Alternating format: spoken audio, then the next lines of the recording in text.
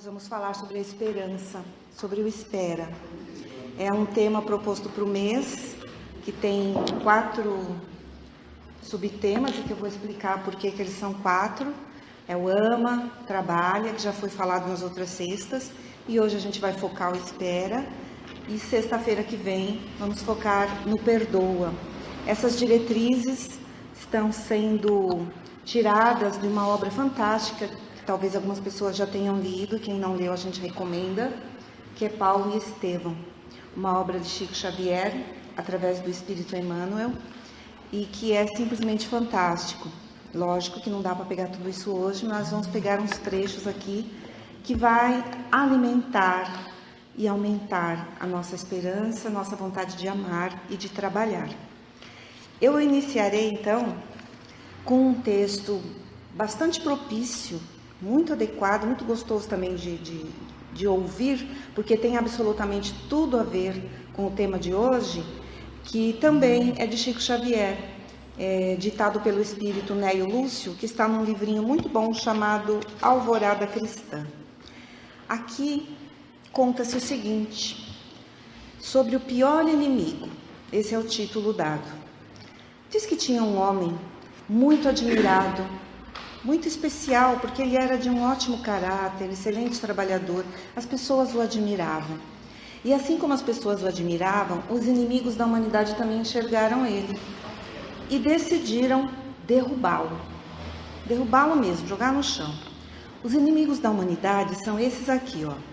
A ignorância, a calúnia, a maldade, a discórdia, a vaidade, a preguiça e o desânimo. Todos juntos conspiraram. Vamos derrotar esse homem.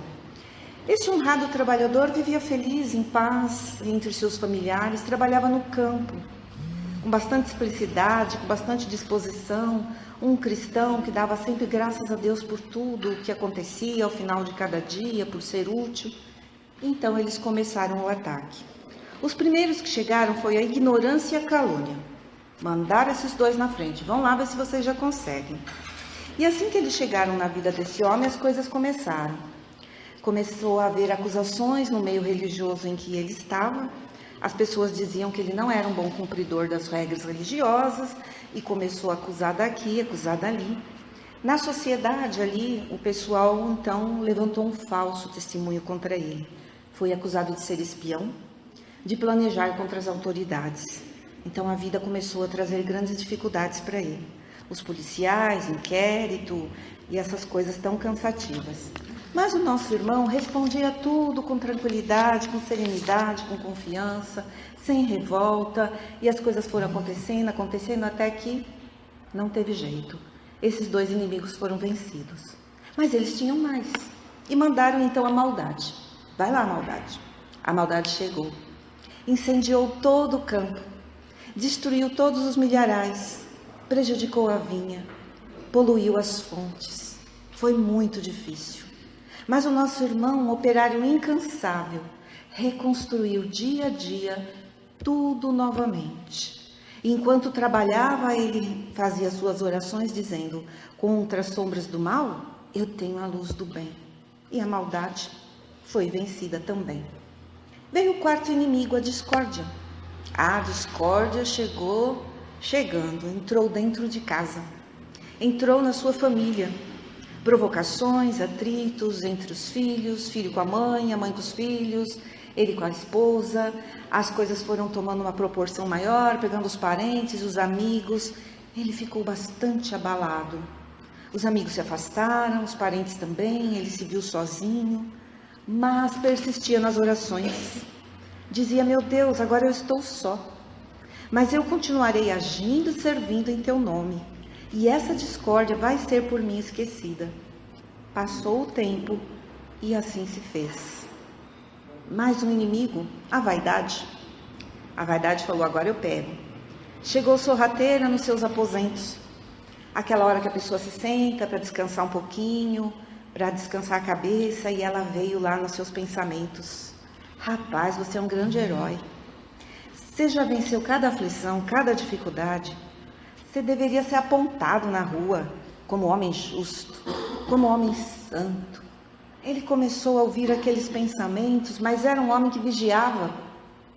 E achou estranho e disse: não, eu sou apenas um átomo que respira.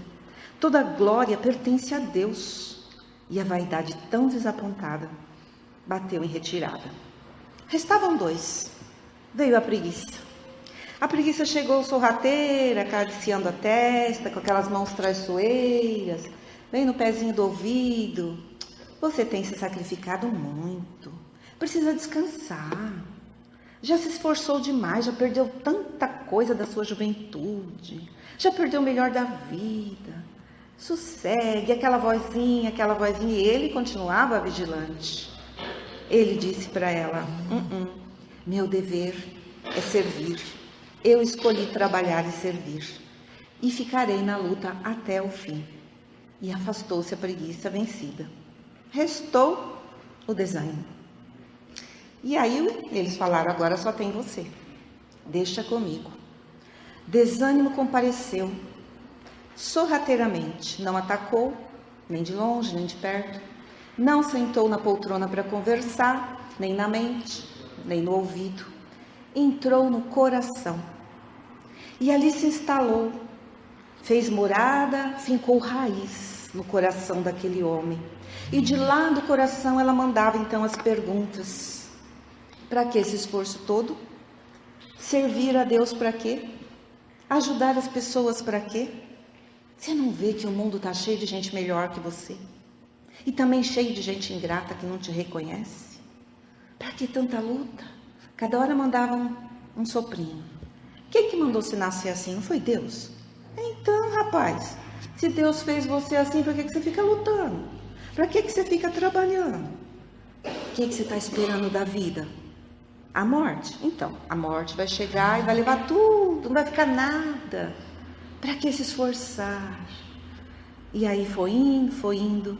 E aquele homem tão valoroso, que venceu tantas dificuldades, entregou-se às vozes do desânimo, deitou, entrou numa profunda depressão e não se levantou mais. Daí que o Neo Lúcio diz que é o pior inimigo, o desânimo. Mas hoje nós vamos falar de esperança, daqueles que não caíram nas ciladas do desânimo. E ainda na introdução, antes de eu entrar na obra, eu ainda vou pegar outros exemplos, diante de muitos que, se nós quisermos achar, nós acharemos, de quem conseguiu vencer o desânimo.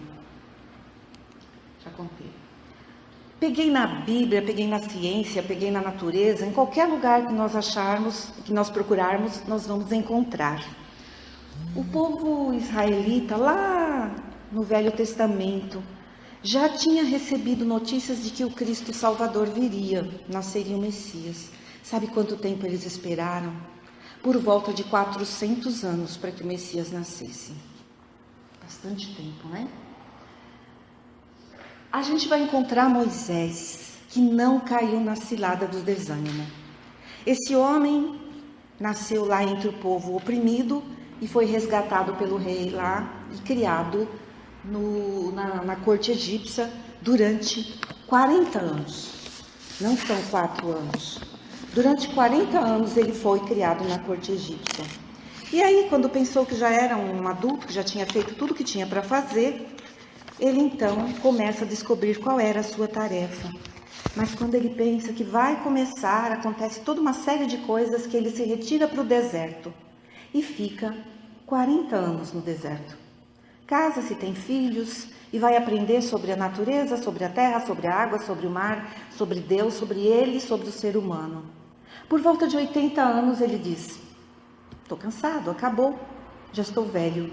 E aí começa toda aquela trama que a gente vê nos filmes, nas novelas, quando ele vai então tirar o povo do Egito. Ele tem por volta de 80 anos. Com todo aquele trabalho que a gente conhece um pouquinho, hoje não é o foco, ele leva mais 40 anos arrastando, entre aspas, aquele povo para a terra prometida. Diz as escrituras que ele desencarnou por volta de 120 anos. Tudo bem que tem diferença de calendário, nosso calendário não é o mesmo que o deles, salvo as diferenças, mais ou menos esse tempo ele levou, passou por tantas coisas e não desanimou, ele esperou.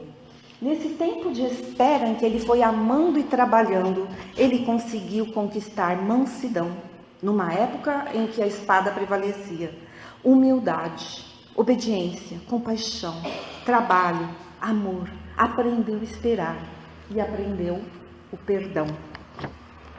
Um outro exemplo ainda na Bíblia é Abraão e Sara. Não sei se alguém já leu ou já ouviu nos cultos. Eles aguardavam ansiosamente um filho, porque se hoje em dia os casais querem filho, naquela época um casal sem filho era uma maldição, era uma vergonha. E eles esperaram também por volta de 30, 40 anos para que esse filho viesse. Dizem aí alguns calendários que eles teriam por volta de 90 e 80 anos. Vamos salvar as diferenças de calendário e imaginar que ela estava aí na menopausa e ele já um senhor quando essa criança nasceu. Eles não desanimaram. Vamos para o Novo Testamento, dar um pulo lá de 400, 500 anos. E a gente vai encontrar entre tantos exemplos a mulher que sofria de um fluxo de sangue. Tinha uma hemorragia. Naquela época apenas o sangramento mensal já era um terror, né? Já a mulher era recolhida, tida como suja, etc. Imagina alguém que sofria de hemorragia por 12 anos. Por 12 anos ela trabalhou, perseverou, buscou tratamento. Quando não tinha mais o que fazer, encontrou Jesus, tocou nas suas vestes e sarou. Aguardou por 12 anos e não caiu nas ciladas do desânimo. Saindo um pouquinho da Bíblia, vamos um pouquinho para a ciência. Já ouviram falar em Thomas Edison, o famoso que, graças a Deus, inventou essas lâmpadas para nós, né? Um homem que tem aí mais de 1000 invenções, que na sua infância foi considerado problemático, com deficiências mentais, expulso da escola, enfim, e depois se tornou um dos maiores inventores. Só com a lâmpada, para que ele conseguisse, diz, né, tem uma diferença de números aí, então eu vou uma estimativa de 500 tentativas. 500 tentativas. Eu, às vezes, com 2, 3, estou totalmente cansada, né? Depois de 500 tentativas, ele conseguiu sem desanimar. Diz também que aos 67 anos, um grande incêndio destruiu a sua casa, o seu laboratório, tudo, absolutamente tudo que ele tinha. O filho chegou, foi chamado, correndo, encontrou ele sentadinho ali no meio dos destroços, já velhinho. Mas quando ele pensou que o pai estava totalmente derrotado, o pai disse para ele: sabe, meu filho, uma catástrofe é algo muito valioso. E depois de alguns dias, meses talvez, ele lança o fonógrafo, que era algo lá de emitir o som e tal, que tem até alguma imagem ali. Também peguei uma outra imagem para nos ajudar que diz: viver não é esperar a tempestade passar, é aprender como dançar na chuva, esperar trabalhando e amando. Um outro exemplo que a gente vai encontrar na natureza, em qualquer lugar que a gente olhar uma árvore de frutas, da semente até o fruto, é no mínimo 2 anos. 2, 3, 4, 5, dependendo de que fruto nós estamos dizendo, né? Uma árvore frondosa, linda, levou anos. Ela foi uma semente, mas ela teve um tempo para chegar nesse estágio. Mais que uma árvore, já ouviram falar da tamareira? Diz assim um ditado: quem planta tâmaras não come tâmaras, porque ela leva 70 anos para dar frutos. 70 anos para dar o primeiro fruto, né? Toda árvore frondosa já foi uma sementinha, como eu trouxe aquele desenho. E dessa sementinha até chegar na árvore frondosa, às vezes tem décadas, séculos, meses. É o espera que Deus nos mostra em todos os cantos que não tem outro jeito, que existe um tempo determinado para cada coisa e que nós não temos o poder sobre esse tempo. Um outro exemplo que eu peguei, que a natureza não dá saltos, aquela coisa bonitinha que é o espermatozoide encontrando um óvulo, no momento do início da nossa vida terrena. Daquele momento, né, onde um milagre maravilhoso começa a acontecer, não dá para acabar de acontecer e você pegar o bebê no colo já em seguida. Vai ter um processo de meses, depois de alguns meses a gente vai ter já um ser humano ali naquelas condições, depois de mais alguns meses aquela coisa deliciosa no nosso colo. Teve que esperar, não tem como não esperar para chegar nessa bênção, né? Assim como Sara e Abraão esperaram e todos nós, nossos pais, nos esperaram. E o ser humano vai crescendo, vai se desenvolvendo, nós já conhecemos as outras fases dessa espera, desse processo. A vida é processo. Então, a esperança é uma necessidade nossa. Se nós a enterrarmos, nós vamos passar pelo que passou o personagem da história do Chico Xavier. Uma outra frase que nos ajuda é que assim, eu admiro aquele que sabe que entre o plantar e colher existe o regar e o esperar. E isso tem me trazido ao longo dessas semanas que tenho estudado tudo isso, lido e me esperançado, tem me trazido várias situações do nosso cotidiano, né? Entre o plantar e colher.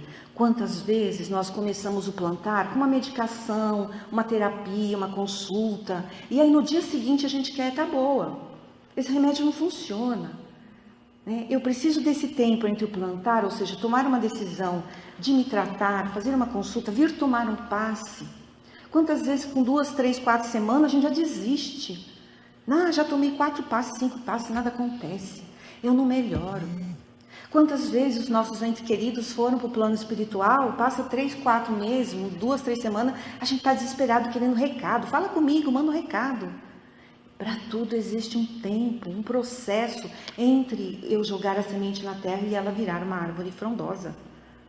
Coisas que nós começamos e não conseguimos ter a esperança, o tempo de espera para que dê frutos, para que as coisas aconteçam. Esse é o maior recado de hoje. E já assim aquecidos dentro do assunto, eu vou falar um pouquinho então sobre o tema da semana do mês proposto, do Espera de hoje, dentro da obra Paulo e Estevão. Tá? Estamos aquecidinhos com a esperança? Beleza, então vamos pegar que aprendeu a esperar e nos ensina a esperar com muita propriedade. O livro é muito grande, mas eu vou falar um pouco do capítulo 3 da segunda parte da obra. Na primeira parte vai até a conversão de Saulo de Tarso. Ele ainda se chamava Saulo, e de Tarso porque morava em Tarso. Depois que muda o nome para Paulo, como a gente conhece. A conversão, aquele processo muito bonito que a gente não vai poder descrever muito hoje, né? Ele era um grande perseguidor dos cristãos, e um dia ele está indo para prender Ananias, que era um seguidor de Jesus, e no caminho Jesus aparece para ele. Jesus já havia desencarnado, já fazia um tempo, aparece para ele, né? Materializa-se, aparece para ele, e ali é um marco na vida dele, é um marco nessa obra, é um marco na vida dos cristãos. Quem tiver o prazer de ler isso vai entender por que é esse marco. A Bíblia nos explica um pouquinho, mas extremamente reduzido, muito resumido, então é bom mergulhar nessa obra. A partir daquele momento em que Jesus aparece para ele, porque Jesus tem esperança com todos os homens, e Jesus conhecia todo o lado bom desse homem. Nossa, mas ele era um assassino, ele era um perseguidor. Não, ele não era. Ele não era mau, ele não era cruel. Ele tinha uma convicção formada naquilo que ele cresceu, aprendeu, estudou. As leis de Moisés, e ele esperava ansiosamente que Cristo viesse sim, que o Messias viesse. Mas esperava, como todo fariseu, que o Cristo viesse rico, poderoso, estudado, para ser o governador daquele lugar, para tirá-los da escravidão. Todos nós já nos equivocamos e ainda nos equivocamos com as nossas crenças. E Saulo, totalmente leal à sua crença, sim, cometeu atrocidades contra os cristãos, porque ele acreditava que estava defendendo Deus, que estava defendendo a sua fé. E Jesus sabia disso. Jesus sabe o que há em nós, de equívoco, de bom e de mal. E ele conhecia todas as qualidades de Saulo. A sua lealdade, a sua garra, a sua perseverança. Sabia que Paulo seria extremamente necessário para levar o evangelho ao mundo. Porque lá no futuro ele vai viajar 90 países, vai fazer aquelas cartas fantásticas que estão nas Bíblias, para os novos cristãos que nos dão diretrizes até hoje. Mas antes disso ele era um grande perseguidor. Aconteceu esse encontro, ele totalmente transformado, já apaixonou-se por Jesus, descobriu que estava errado, sim, que aquele carpinteiro pobre que tinha morrido na cruz, uma cruz amaldiçoada, era Jesus sim, e imediatamente ele muda a sua postura e diz: o que queres que eu faça, Jesus? E aí Jesus começa a dar os comandos para que ele vá até a pessoa com quem ele ia matar, que era Ananias, que Ananias diria o que ele tinha que fazer, e aí começa uma história muito bonita. Mas ele precisa ir para o deserto. Ele tinha que esperar o tempo certo para ele pregar o Evangelho. A Bíblia não mostra isso por ser resumo. Dá a impressão que ele acabou de se converter e saiu pregando. Não. Ele foi tentar uma pregação, foi totalmente expulso do templo. O maior orador da época não conseguiu fazer uma pregação, porque ele não tinha ainda a vivência de Jesus. Não tinha autoridade para falar de Jesus. Ou apenas o conhecimento não nos traz a condição de falar de Jesus, por mais conhecimento que tenhamos. Então ele precisa ficar 3 anos fora no deserto. Quando ele está voltando do deserto, é que entra no capítulo 3, que diz assim, que são provas e humilhações que ele passa. E são, viu? E são muitas. Porque ele precisava, né, se transformar realmente, trabalhar todas as virtudes necessárias. A humildade, a fé, o amor e tudo mais. Então, vou fazer um resuminho desse pedaço para chegar no âmago aí, que é aqueles 4 comandos da semana. Ele está voltando para Jerusalém, ter ficado no deserto 3 anos, trabalhando como tecelão. Aquele homem bonito, viril, com as mãos lisas, doutor da lei, vinha magro, queimado do sol, com fome, cansado, mas com o coração cheio de paz e cheio de Jesus. E ele acha que já estava voltando para trabalhar, vou lá pregar Jesus. Mas quando ele chega, passa por Damasco, ele é acolhido por Ananias, porque só tinha Ananias, a antiga vítima dele, né, que ele ia para matar, agora o acolhe. E depois de ser acolhido, conversar muito, Ananias é como que um pai para ele, ele vai na sinagoga porque ele está com muitas saudades. E ele não resiste, sobe no púlpito para falar de Jesus, porque ele podia, ele era doutor da lei. As pessoas não o reconheceram, mas quando o reconheceram foi um terror, queriam matá-lo, queriam prendê-lo, né? Ele foi experimentar toda a perseguição que um dia ele causou para os seguidores de Jesus. E aí ele tem que fugir. Ele tem que fugir dali, ele volta e Ananias diz para ele, olha, você tem que se esconder, não é tempo ainda. Não está preparado o caminho, nem você, nem nada. E aí Ananias e mais os cristãos ajudam ele a fugir pelos muros, num cestinho de vinho, uma coisa muito bacana. Ananias é preso, é chicoteado para denunciar ele. Isso era comum na época. As pessoas apanhavam muito, gente. Os cristãos apanhavam de chicote, velho, novo, criança. Mas enfim, ele vai para Jerusalém, passa por Damasco, conhece Levi, que é o Mateus, se deleita com as escrituras de Levi, abraça os leprosos, os aleijados, todos que Jesus tinha libertado. E nesse momento ele é confundido com mendigo. As pessoas não o reconhecem. E vai buscar um amigo, porque ele está sozinho, sem dinheiro, com fome, com sede, cansado. Vai buscar um amigo, Alexandre, um grande amigo também, doutor da lei. É uma outra parte desse capítulo que a gente chora bastante de emoção. Isso é bom. O amigo até que o recebe, dizendo assim, você sarou? Você está curado, Saulo? Curado da sua loucura, porque ele era considerado um demente. Alguém que tinha tido um surto a caminho de Damasco e virou um demente nas ruas. E aí ele entende que não vai assim ser tão fácil assim. Depois de uma conversa muito grande, intensa com o amigo, que até gosta dele, mas não consegue entendê-lo, porque as pessoas só nos dão o que elas têm.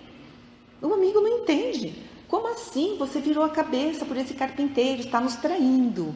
Ele era acusado de traidor. Então ele é expulso, o amigo o expulsa de casa também, e ainda o ameaça. Se você continuar falando desse Jesus, você vai ser preso, eu não vou mais te poupar.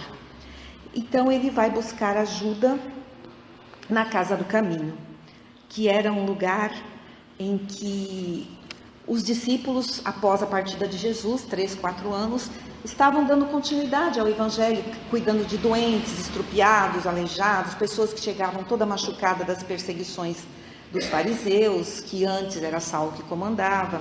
Ele vai buscar ajuda lá. E, lógico, não foi bem recebido. Imagina o medo de Pedro, o medo de João, como assim? Saulo está aqui, ele já matou Estevão, nós já fomos açoitados, ele já quase fechou a casa. Será verdade que ele está mudado? E aí ele tem que esperar até o dia seguinte para que eles conversem, façam uma reunião, e então ele é recebido ali na casa, doente, com muita febre, muita fome, muita sede. Os antigos perseguidos cuidam do perseguidor agora com muito carinho, com muito amor, mas ele não pode ficar novamente, porque as perseguições ainda estão muito sérias e ele tem que ir embora dali. Não era a hora, ele tinha que esperar. Então ele diz: vou procurar meu pai, só resta meu pai, não tem mais ninguém. E aí ele volta para Tarso, a sua cidade, passa por Damasco, tenta pregar novamente, é expulso novamente, né? E quando ele então encontra, mas antes de eu chegar no pai, tem uma parte aqui que eu gosto muito para o nosso tema de hoje, quando Pedro está orientando ele. Porque ele tentou pregar nas sinagogas e foi expulso, teve que sair correndo, tal, e aí ele diz assim para Pedro: mas a gente tinha que enfrentar. Estevão não morreu? Porque ele morria de remorso de ter matado Estevão. Morreu apedrejado. E na hora que estava morrendo, ele descobriu que ele estava matando o cunhado dele. Estevão era o irmão da mulher que ele mais amou na vida, Abigail. É um romance muito lindo e verdadeiro esse. E aí ele deixa a noiva, porque ele não consegue conviver com aquilo. Estevão não morreu? Tantos cristãos já não morreram? Eu posso morrer também. Eu estou disposto a morrer por Jesus. Ele queria resgatar as suas culpas logo, mas não é logo, é no tempo de Deus. Aí Pedro lhe faz um discurso muito bonito e entre as falas ele diz assim: Saulo, Saulo, não caias no mesmo erro que Judas. Judas, com seu imediatismo, veja o que aconteceu. Ele quis apressar uma obra que não era dele. Ele estava acostumado, ele era vendedor, comerciante, ele estava acostumado a dar a mercadoria e pegar o dinheiro. E com Deus não é assim. Deus é um credor que espera o tempo que for necessário para que nós aprendamos. E aí ele percebe a sabedoria daquele pescador simples, sem estudo, não tinha um terço do estudo que ele teve, mas com tanta sabedoria. E traz um exemplo que para nós também é muito importante, né? Ele fala muito: olha, Judas não era mau, ele só era extremamente ansioso, ele não soube esperar, ele quis apressar Jesus e acabou desencadeando todo esse processo que você já conhece. Diante de tão sábios conselhos, ele tem então que se retirar e vai procurar o pai, que é uma coisa muito, muito que pega o coração da gente também. Fazia mais de 3 anos que o pai não o via, desde que aconteceu a conversão dele, que eles falavam que era um surto, desde o surto dele. Ele chegou na casa do pai e os criados não o reconheceram. Tanta era a diferença física, o abatimento, a mudança, a magreza. Mas o pai, quando chegou na sala, o reconheceu. Aquele velhinho segurando no cajado, quase deprimido, de vergonha de ter um filho louco. Não sabiam se abraçar. Os fariseus não faziam isso. E aí, Saulo quer se lançar aos pés do pai, mas ele diz assim: você está curado, Saulo? Sarou da sua loucura? E aí ele percebe de novo que não vai ser fácil. Ele cai num pranto de emoção, de cansaço. E quanto mais ele chora, mais aquele velhinho se fecha. Você chora como um covarde. Você é fraco. Porque para os fariseus, chorar, para os homens daquela época, chorar era um ato de covardia. Era prova de fraqueza. E Saulo então soluça pela primeira vez na sua vida, porque ele estava extremamente cansado, com muita saudade do pai. Já tinha sabido que a mãe já tinha morrido de desgosto por ele ter se convertido a Jesus. Não por ele ter se convertido, mas ela achou que ele tinha enlouquecido, né? A irmã fugiu da cidade. Restava o pai, velhinho, e ele implora o amor do pai. Mas no final da conversa, que eu tenho que adiantar, o pai diz assim: você fica se você disser que você vai se curar dessa doença, vai retomar o seu caminho. E ele olha para o pai e diz: pai, por favor, estou com fome, estou com sede, estou com dor, estou doente, não tenho mais ninguém, me ajuda. Mas cada um só dá o que tem. E aquele pai não tinha essa compreensão para dar. Ele diz: se você se redimir, fica. Se você quer o carpinteiro, vá. E ele diz: o carpinteiro vai me dar tudo o que eu preciso. E sai para as ruas, né? Vai embora, sozinho novamente. E é nesse contexto que a gente vai enquadrar essas falas das palestras.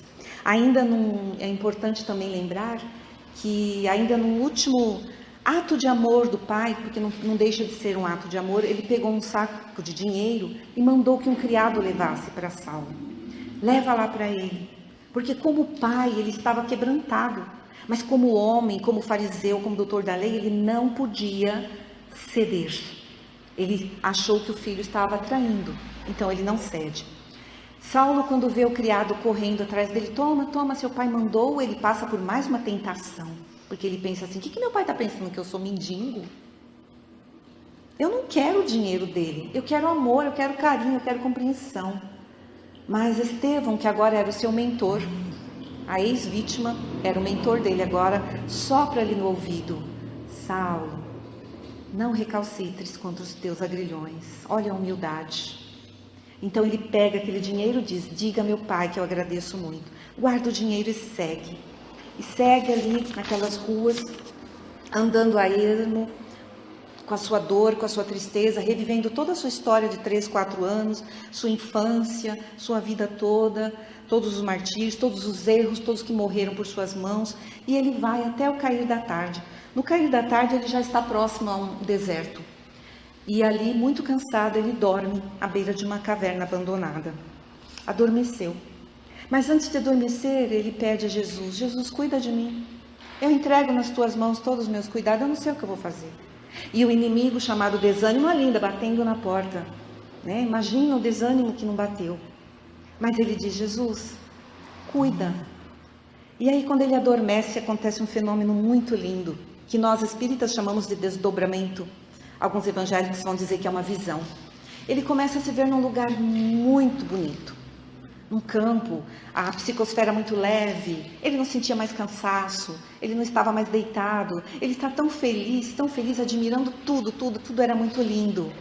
Até que no meio dessa admiração ele ouve passos muito leves, e quando ele se vira, era Estevão e Abigail, a sua noiva e o irmão dela que ele mandou apedrejar. Imagina. Ele trava, ele não consegue dizer uma palavra, ele cai de joelhos, quer pegar as mãos de Estevão e dizer: perdão, me perdoa.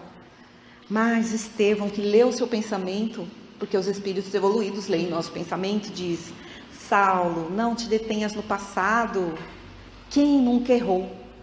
Só Jesus é puro. Olha a lição para nós, ele foi assassinado por aquele homem. E ele está ali socorrendo aquele homem, dizendo: esquece quem nunca errou, né? E aí ele abraça o seu ex-assassino e leva até Abigail, que está linda, totalmente linda naquelas vestes espirituais, né? E ele não consegue se conter, ele começa a lembrar como teria sido a vida casado com ela, tendo filhos, tendo aquela esposa amorosa, vivendo uma vida normal como todos nós queríamos ter vivido. Ela lê os pensamentos dele, chega perto e diz: Saulo, nunca nos faltará um lar. O nosso lar será composto por todos aqueles corações que nos buscarem. E os nossos filhos serão os filhos que Jesus nos entregar nas mãos para cuidar. Não desanimes. Jesus teve muita misericórdia de nós. E daí desencadeia-se um discurso muito bonito, lindo mesmo, fantástico, onde ela vem trazer todas as benesses de ter atendido ao chamado de Jesus. Onde ela vem mostrar a diferença dos antigos, dos ancestrais deles, que tinham um Deus guerreiro, que não tinha pai, tinha Deus. Um Deus que vencia guerras, um Deus que queria sacrifício de animais, que queria sacrifício de dinheiro. Ela diz: agora nós temos um pai. Jesus nos trouxe um pai no lugar de Deus. E esse pai, né, é amor, é misericórdia, está nos confiando as tarefas, não desanimes. Foi trazendo um discurso muito bonito para ele. E ele então conversava telepaticamente, queria fazer muitas perguntas, até que chega um momento em que ele percebe que ela está indo, ela tinha que ir embora, ela não podia ficar ali, infelizmente, porque ele queria ficar ali para sempre. E aí se passa o final desse discurso, desse diálogo. aonde ele percebe que ela está indo, então ele organiza as perguntas dele, que ele queria as perguntas essenciais de tudo que ela havia dito, e aí ele pergunta para ela, que eu vou pegar um pedacinho aqui no livro. Ele diz assim: o que eu faço, Abigail, para adquirir a compreensão perfeita de tudo que o Cristo quer de mim? Tá, eu concordo com tudo que você falou, eu estou cheio de esperança, mas o que eu faço para entender os desígnios do Cristo? E ela responde: ama. E aí ele faz um exercício mental e percebe, sim, ele tinha testemunhado que somente o amor levaria as pessoas para frente, que esse foi o recado que Jesus trouxe. Ele entendeu, mas aí ele pensou: nossa, Jesus mandou amar os inimigos, Abigail. Como é que eu vou conseguir amar os inimigos? Como é que eu vou conseguir amar as pessoas que não me entendem, que eu não as entendo? E aí vem a segunda pergunta: como fazer para que a alma alcance tão elevada expressão de esforço com Jesus Cristo? Como que eu vou amar nessa proporção que Jesus está pedindo de nós? E ela responde: trabalha. E então ele concorda: sim, é necessário trabalhar.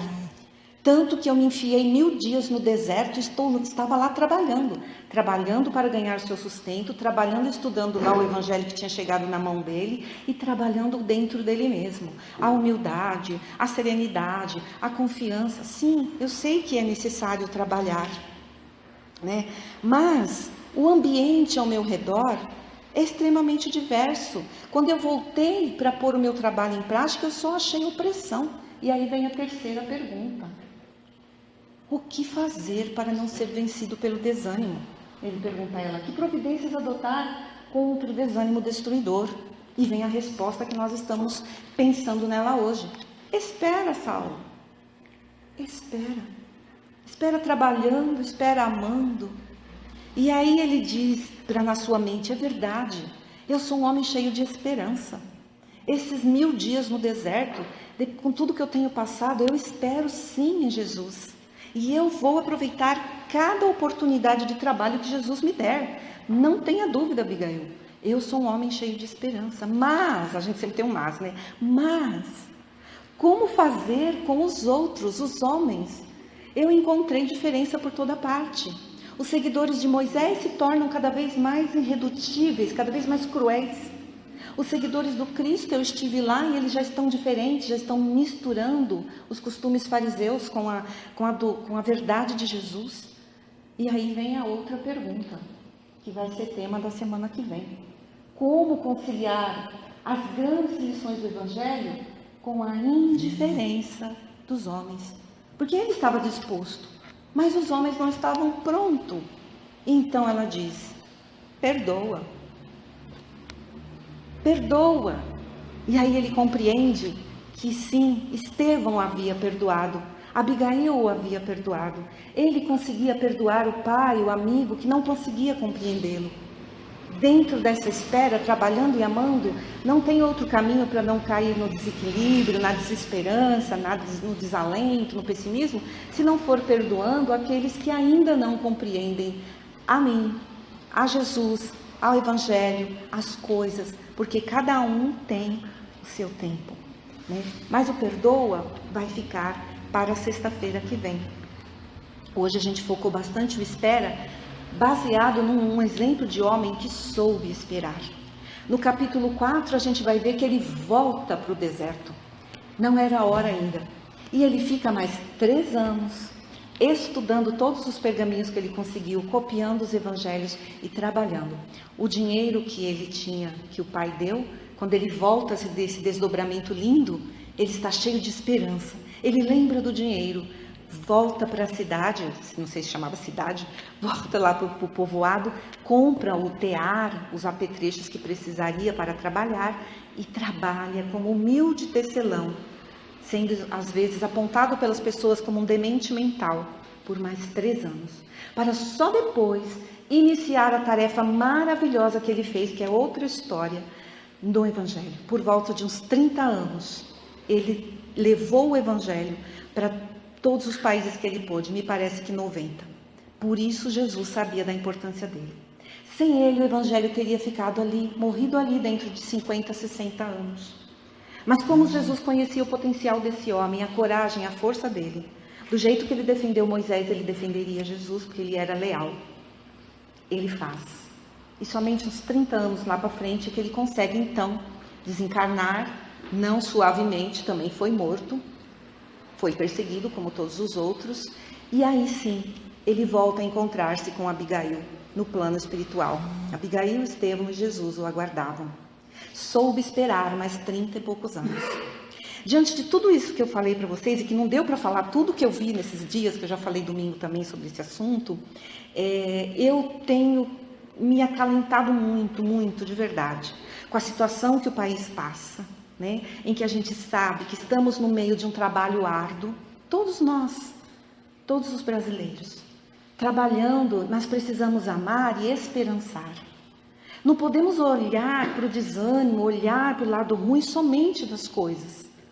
Quem tem a habilidade, a condição de ter esperança, confiando que Jesus está no controle, confiando que Deus é nosso Pai, não vai deixar que um olhar viciado pela mídia, por nós mesmos, pela nossa cultura, mostre somente as coisas ruins. Eu posso escolher que lado eu olho. Jesus sempre escolheu o lado bom de cada um. Ele podia olhar para Saulo como um assassino que tinha matado vários cristãos, ou olhar para o potencial que ele tinha de trabalhar depois. Mas ele olha para o nosso potencial. E a gente vai achar muitos exemplos em todo o Evangelho de que Jesus sempre olha para o lado bom das pessoas. E nós precisamos aprender isso com ele. No dia a dia, eu tenho feito esse exercício e reparto com vocês. Por exemplo, às vezes está um trânsito fechado, a gente lá, nervosa e tal. Em vez de eu ficar nervosa, eu olho todos aqueles carros e falo, meu Deus, que maravilha, quanta gente tem carro. São milhares de pessoas com os seus automóveis, muito mais novos do que há 10 anos atrás, que agora nem pode andar com carro velho. Essas pessoas têm combustível, essas pessoas têm dinheiro para pagar os seus, a maioria, né? Para pagar o seu IPVA. São mais pessoas com carro do que pessoas sem carro. Supermercado lotado, você está atrasada, tem fila no caixa a qualquer hora. As pessoas estão fazendo suas compras. São mais pessoas dentro do supermercado do que a pessoa fora pedindo. É só querer ter olhos de ver. Mas a gente ainda insiste em olhar aonde não tem, aonde falta, aonde está ruim. Em vez de olhar que de toda crise resulta uma coisa nova. Nós estamos no meio de uma crise, graças a Deus. E dessa crise há de resultar coisa nova. O tempo que vai levar, se vai ser uma tamareira ou um abacateiro, depende de nós. Porque a espiritualidade tem nos mandado muitos recados. Que a psicosfera em volta do Brasil está escura, densa. Eles querem mandar luz para nós, mandar esperança, mandar ajuda. Mas os nossos pensamentos negativos coletivamente, o nosso pessimismo, sustenta essa psicosfera densa e escura. Eles tentam de lá, a gente tem que tentar daqui. Eles mandam de lá, a gente tem que abrir essa psicosfera. Como, Érica? 1 ou 2 pensamentos bons por dia. Para cada um que vier ruim, dá uma resposta boa. Bota a energia naquilo que a gente quer. Eu quero uma nação justa, eu quero uma nação onde prevalece a fraternidade, eu quero um lugar bom. É nisso que eu tenho que focar. E não focar a minha energia em quem está caindo, em quem está errado, em tudo que não está certo. É uma educação do olhar. É uma educação para o esperançar. Que esse mês a nossa casa e mais 8 casas espíritas estão envolvidas nesse trabalho. Está tendo um trabalho muito grande da espiritualidade. Abramos o nosso coração. Vamos doar o nosso melhor. Para que essa esperança nos tome e que o resultado pós-crise seja o melhor possível e que não demore tanto assim. Que vai ser o melhor, vai, eu não tenho dúvida. Agora, o tempo que vai levar depende de quantos cristãos vão auxiliar o Cristo. Ou a gente se põe no auxílio dele, ou a gente se põe contra. Tem 2 posições. E para se pôr nesse auxílio, eu preciso ser otimista. Não é sentar à beira do barranco e esperar a morte chegar, não. Não é desse espera que nós estamos falando, não. É esperar, esperançar, trabalhando, amando e perdoando. As coisas caminham juntas. Então, foi uma oportunidade fantástica para mim. Fantástica mesmo, eu só tenho que agradecer a espiritualidade por ter devorado esse capítulo novamente, por ter ido atrás de tantos exemplos que não dá tempo de eu passar todos para vocês. Se eu conseguir passar 10%, eu já vou ficar feliz, né? E dizer para vocês que vale a pena mergulhar nessa energia. E tudo vem na hora certa, o universo conspira quando a gente se abre, né? Porque eu, particularmente, eu tenho um processo de espera de 34 anos, que eu espero uma coisa aí da espiritualidade. E há uns meses atrás, 1 ou 2 anos atrás, eu entrei um pouco em desespero, sim. O desânimo veio me tentar, né? E aí você fica, não chega, é muito tempo. É 30 e poucos anos. Aí eu fui ver Moisés. Quando eu vi o tempo que Moisés esperou, eu falei, que isso, Érica? Quando eu fui ver o tempo dos outros, falei, o que é 30 anos para a eternidade? Esse relógio, o calendário, é uma questão didática para nós nos organizarmos aqui na Terra. Não é Deus, não é o tempo de Deus. O tempo de Deus é sempre, é eterno, né? Não tem fim. Então, a gente se libertar um pouco dos agrilhões do tempo, do passado e do futuro e viver intensamente o hoje, amando, trabalhando, perdoando, porque isso vai trazer dias melhores, com certeza, né? Estou vendo o reloginho ali e eu acho que eu já estou passando do meu horário de trabalho por hoje, pelo menos o trabalho verbal. Só um trechinho do que me chegou no WhatsApp esses dias, um pedacinho, acho que vocês também receberam, mas diz assim que para cada pessoa dizendo que tudo vai piorar, que não tem jeito, tem 100 casais planejando ter filhos. Isso é esperança. Para cada corrupto, nós temos 8.000 doadores de sangue. Para onde eu quero olhar? Enquanto alguns destroem o meio ambiente, 98% das latinhas já estão sendo recicladas. Para onde que eu quero olhar? Na internet, a palavra amor tem mais resultados do que a palavra medo, né? Para cada muro que se constrói, para separar as nações, existem 200.000 tapetinhos escritos, seja bem-vindo.